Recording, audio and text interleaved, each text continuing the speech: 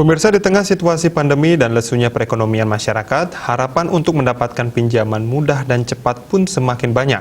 Apapun bentuk pinjamannya, apabila dirasa mudah dan cepat, prosesnya tentu masyarakat diharapkan harus berhati-hati. Situasi di tengah pandemi, kemudian ekonomi masyarakat mulai menurun menyebabkan ekonomi masyarakat lesu. Lesunya situasi ekonomi ini tentu ada harapan terhadap pinjaman pasti tinggi. Maka dari itu masyarakat diharapkan apapun bentuk pinjamannya, apabila dirasa mudah dan cepat prosesnya, tentu masyarakat harus berhati-hati. Dalam hukum ekonomi, masyarakat jangan melihat uangnya saja, namun resiko juga harus dihitung.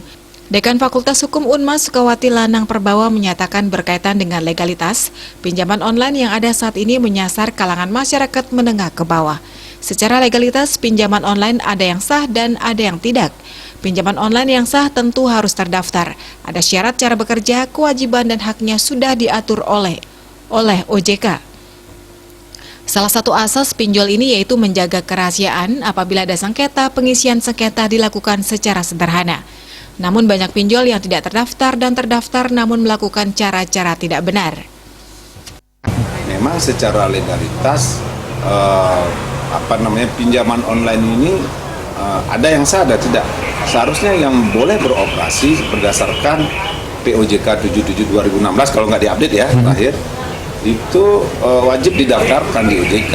Dia harus terdaftar, kemudian juga ada syarat-syaratnya, bagaimana cara dia bekerja, apa kewajiban-kewajibannya, haknya itu oleh OJK diatur dari POJK 77 2016. Salah satu asasnya adalah adanya transparansi, kemudian menjaga kerahasiaan. Terus kalau ada sengketa, penyelesaian sengketa secara sederhana, cepat dan sebagainya. Ada sekitar 3.800 pinjol ilegal yang ditutup akunnya. Di tengah pandemi ini, masyarakat diharapkan tetap berhati-hati dalam bertransaksi, terutama dalam melakukan transaksi pinjaman online. Agung Ria, Bali TV.